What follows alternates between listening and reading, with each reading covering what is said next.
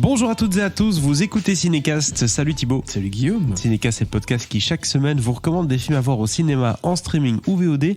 Aujourd'hui, on va vous parler du film très attendu, The Eternals, ou Les Éternels en français, de Chloé Zhao, film Marvel, donc du Marvel Cinematic Universe. Oui, vous l'avez bien entendu, parce que Chloé Zhao et Marvel Cinematic Universe, ça va pas trop ensemble. On en parlera après avoir écouté forcément la bande-annonce, Thibaut. Dans ce film, il y a un all-star des seconds rôles, hein, j'ai envie de dire, à part Angelina Jolie, qui n'est pas un second rôle, mais qui, voilà. Salma Hayek non plus. Non, c'est vrai, mais ils sont un peu plus rares, hein, ces derniers temps. Elles se font un peu plus rares. Elles se font plus rares. Donc, Gemma Chan, Richard Madden, Salma Hayek, Angelina Jolie et Kumail Nanjiani. Donc c'est quand même un gros casting pour ce film Marvel. Ça sort le mercredi 3 novembre sur nos écrans. De quoi ça parle, Les Éternels? Ça parle de... Le mercredi. Mardi, c'est aujourd'hui. Oui, ce mercredi 3 novembre. J'ai dit mardi? Ouais, mais on est décalé. D'habitude, on enregistre le lundi. Je sais que c'est un jour férié et boum. Et en plus, on a changé d'heure récemment. Là, c'est ça un peu du tout. Tout à fait. Décalqué, moi. As-tu déjà changé l'heure du four? C'est la bonne question. Non. Non, c'est le plus dur. Hein. Ouais. L'heure du four est éternelle. L'heure du four ne meurt jamais. Donc, de quoi ça parle, Les Éternels? Ça parle depuis l'aube de l'humanité. Hein. Il y a les Éternels, un groupe de héros venus des confins de l'univers qui protègent notre bonne vieille mère Terre, ou Terre-Mère plutôt. Et lorsque les déviants des créatures monstrueuses que l'on croyait disparues depuis longtemps réapparaissent mystérieusement sur Terre, les Éternels sont à nouveau obligés de se réunir pour défendre l'humanité. Tatatin. Faut-il voir Les Éternels? On vous dit ça juste après un extrait de la bande-annonce. 5 years ago, Thanos erased half of the population of the universe. But the people of this planet brought everyone back with a snap of a finger. The sudden return of the population provided the necessary energy for the emergence to begin.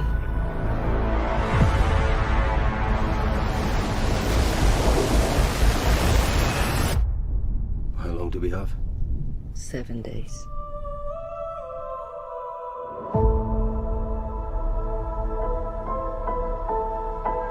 We're Eternals. We came here 7,000 years ago to protect humans from the deviants.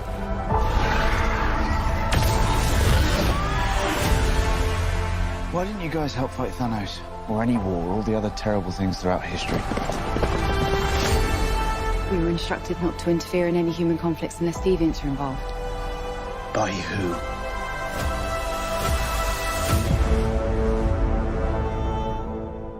Alors j'ai pas cité tout le monde, Thibaut, dans la liste, la fiche technique du film, parce que c'est à rallonge, hein. Oui, très clairement. Ça, oui. Mais ce qui est assez intéressant, c'est que tous ces personnages-là, on les a pas vus dans le Marvel Cinematic Universe, ou peut-être qu'on les a vus, mais alors on les a peut-être oubliés. C'est autre chose. Non, les personnages, on les a jamais vus. Alors, il y a juste, je m'en suis rendu compte en regardant sa filmo, Gemma Chan qui a joué dans Captain Marvel, mais un autre personnage complètement différent, dont je n'ai absolument aucun souvenir. En même temps, qui se souvient de Captain Marvel? Et oui, ça dénonce ici, ça dénonce. Vaguement. Moi, je me souviens juste du personnage de Ben Mendelsohn en espèce d'alien bizarre, enfin bref. Wow. Donc oui, Gemma Chan a déjà joué dans un film du MCU, mais non, globalement, tu as raison. On n'a vu aucun de ces personnages dans le Marvel Cinematic Universe auparavant, parce que c'est un comics qui est déjà très différent de tout ce qui existe déjà, hein, tu sais, des Iron Man et toute la clique. Enfin, on va pas reciter tous ces gens-là. Et c'est pour ça aussi que c'est un projet qui a mis du temps à se mettre en place. C'est parce que ces héros sont vraiment un peu dans leur truc, et c'est donc assez compliqué de les inclure dans le MCU. Et donc voilà, ils se sont essayés à la chose.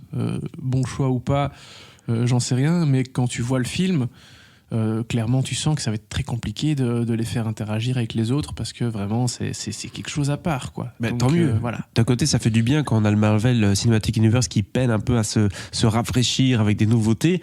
Là, on dit, on fait un pas de côté, on prend des nouvelles personnes qui ne vont sans doute pas interagir avec Thor, un de ces quatre. Et en plus, on prend Chloé Zhao à la réalisation, qui est une réalisatrice qui vient de décrocher l'Oscar avec Nomadland, qui est un film tout à fait arty, indépendant. C'est quand même un gros pari de prendre une femme pareille pour ce film-ci. Ouais. Alors, je vais d'abord répondre à ton commentaire quant au fait que ce soit très différent. Oui, très clairement, on a quelque chose... J'ai l'impression de n'avoir jamais vu ça comme ça dans le MCU jusqu'à présent. Vraiment ? Ouais. Alors t'envoles pas. Oui, parce que c'est ça que je disais, parce que j'ai lu 2-3 avis forcément, et la plupart des avis que j'ai pu lire, c'est que c'est il y a quand même le monstre à la fin en effets spéciaux, enfin il y a quand même les petits éléments de la recette classique d'un film Marvel qui sont présents, quoi. Oui, alors ce que je veux dire quand je dis que c'est différent, c'est au niveau de la tonalité, de la mise en scène. Je reparlerai de Chloé Zhao plus précisément après, mais globalement certes t'as des super-héros avec des costumes et des capes et des trucs, mais j'ai quand même pas eu l'impression d'avoir le film du MCU classique, en tout cas pas totalement. Voilà, effectivement j'avais l'impression de voir, ok, c'est neuf, qu'est-ce qu'ils en font, enfin il y a des choses intéressantes, et donc oui, il y a quand même un peu ce côté bouffée d'air frais par rapport à ce que le MCU nous sert comme soupe d'habitude. Découverte, du coup. Ouais, ça, on est d'accord, c'est ok. Un peu différent aussi au niveau mise en scène, parce que Chloé Zhao, mine de rien, elle vient quand même d'un cinéma auteur qui est aux antipodes de ce que Marvel fait. Et par moments ça fonctionne, hein, parce qu'elle prend le temps de présenter ses personnages, et d'ailleurs on n'est pas vraiment rentré encore dans l'histoire, on peut le faire ensuite, mais elle prend le temps un peu de poser sa caméra à certains moments, de filmer les personnages, de prendre un peu le temps, tu vois, et donc on retrouve un peu ce qu'elle peut faire dans Nomadland ou dans The Rider, ou même son premier film. Oui. Voilà. Mais globalement, on va pas se mentir, c'est compliqué pour Chloé Zhao d'aller imposer complètement, d'aller transposer sa mise en scène habituelle dans ce film-ci qui est vraiment aux antipodes de ce qu'elle fait d'habitude, et où il y a quand même une checklist à un peu respecter, quoi, tu vois. Oui. On sait bien qu'un réalisateur qu'on va chercher parce que on veut l'avoir pour son style, pour ceci, pour cela, il fait quand même jamais complètement ce qu'il veut, hein, sinon Edgar Wright aurait réalisé Ant-Man. Oui, et notamment. le Final Cut n'est pas attribué aux réalisateurs et réalisatrices qui travaillent chez Marvel. Hein, ça, c'est bien Kevin connu. qui a le Final Cut. Oui, ce bon vieux Kevin, sa casquette. Exactement. Donc, Et ses par costumes contre, trop grands. le point sur lequel elle peut un peu plus peut-être s'éclater, Chloé Zhao, tu l'as dit toi-même, c'est l'histoire du film, parce que oui, on fait part d'un groupe de héros, des Éternels, qui protègent la Terre, qui doivent revenir pour protéger la Terre. Il y a plein de questions qu'on peut poser avec ce principe-là, cette prémisse. Oui, bah alors en fait, ces héros sont sur Terre depuis l'Antiquité quasiment, je pense, si je dis pas de bêtises. En tout cas, depuis très très longtemps. Et ils ne vieillissent absolument pas. Donc, c'est-à-dire qu'ils ont exactement la même tête il y a 2000 ans que maintenant dans le Londres moderne. Hein, Et la plupart sont beaux gosses. Gemma, elle n'a pas changé, tu vois. Ça. D'ailleurs, petite parenthèse, ça va être le petit moment drôle du film. Le personnage interprété par Gemma Chan s'appelle Cersei. Mais ça s'écrit C ou S-E-R-S-I. Ça fait un peu penser à quelqu'un. La sonorité, hein. Oui, oui. Cersei. Oui. Et donc, ces deux partenaires de jeu principaux sont Kit Harington et Richard Madden. Ah, mais non. Donc, et Qui jouent Jon tous les deux Snow dedans, oui. et Rob Stark, Ouais, Rob Stark, ouais. qui donc balance des Cersei à tout bout de champ. Ah, C'était merde. extrêmement drôle. C'est Voilà, assez ça marrant, m'a ça. beaucoup fait rire. Ok. Bon, ça m'a parfois sorti un peu du truc, hein, mais j'étais là, Sans blague. bon, bref, petite parenthèse fermée. Mais voilà, donc on a des personnages qui traversent un peu toutes les grandes périodes de l'histoire sur Terre. Et donc ça, c'est assez cool de les voir interagir à d'autres périodes. Pourquoi pas, ça fonctionne assez bien. Mais pour le reste, c'est quand même assez...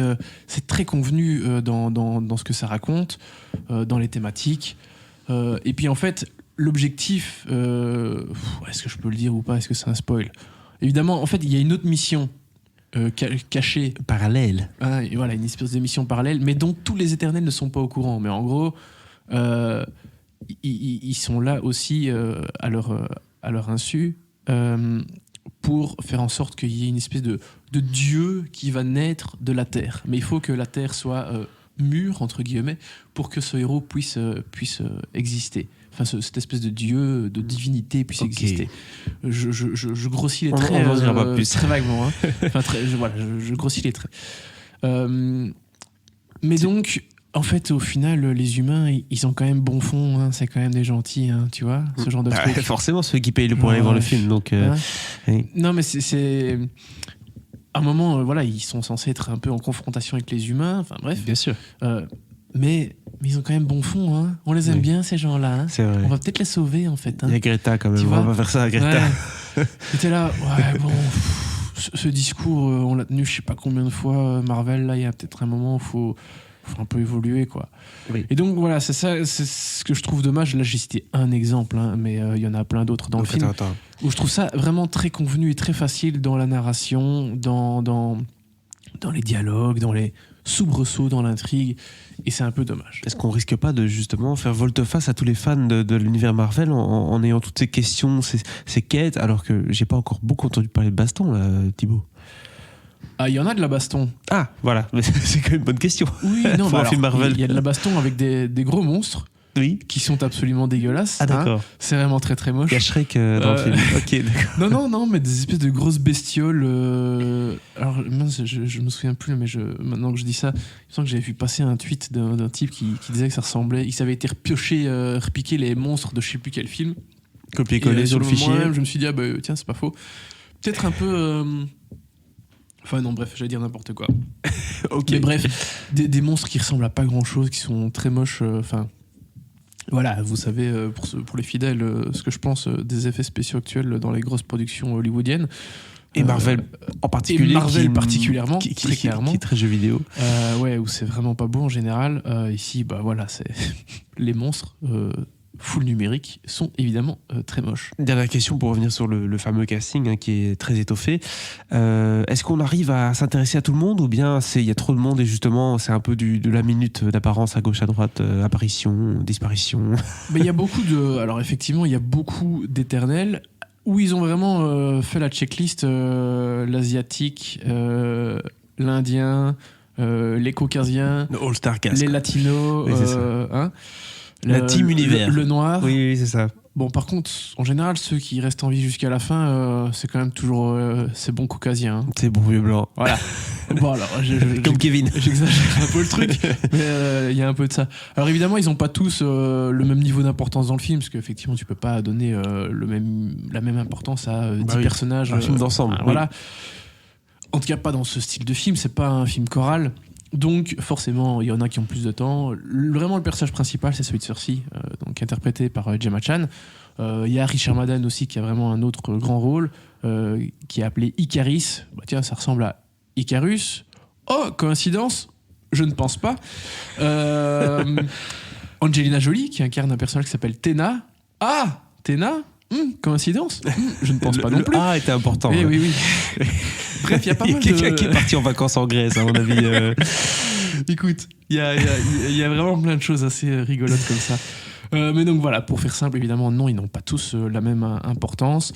Il y en a qui cachetonnent un peu plus que d'autres. Hein. Salma Hayek, comme souvent, malheureusement. Angelina Jolie, j'ai l'impression qu'elle est un peu perdue dans ce film, mais ma foi, pourquoi pas, le personnage n'est pas inintéressant. Il y a Barry Keoghan, que je trouve toujours aussi cool. Kumail Nanjiani, pareil, hein, toujours au top. C'est dans ce film-là qu'il a pris ses muscles et tout, là. Un petit peu. Ok. Mais il est très over the top dans le film, mais c'est assez voulu. C'est un peu, c'est un peu parce que sa carrière. le personnage qu'il incarne, enfin bref, vous verrez bien tout ça. Mais voilà, assez joli casting dans l'ensemble. Bon, voilà, mais pour moi, évidemment, le rôle le plus important, c'est celui de Gemma Chan, qui est très très bien dans le film, voilà. Ben oui. Et deux dernières choses, la musique, Ramin Djawadi, toujours au top. Ramin Djawadi, c'est l'autre qui a fait la musique de cette série dont on a parlé dans cette critique. Ah oui. Tu sais, c'est oui. avec Kit et... Tum, tum, tududum, Game of Thrones, oui. Voilà. Tu peux le dire. Oui, mais... Pendant une seconde, j'ai cru qu'on parlait de Succession. Je me suis dit, de quoi est-ce qu'on parle? Parce que tu sais, on en a parlé la semaine passée. Regardez Voilà. Succession. Et dernière chose, il y a 2 scènes post-génériques. Voilà, comme ça, vous le savez, il y en a une au milieu et une tout à la fin. Voilà, comme ça, vous êtes prévenus. Les éternels reviendront, 3 petits points, peut-être, on ne sait pas. Ça dépend forcément, comme toujours, du box-office dans ces cas-ci.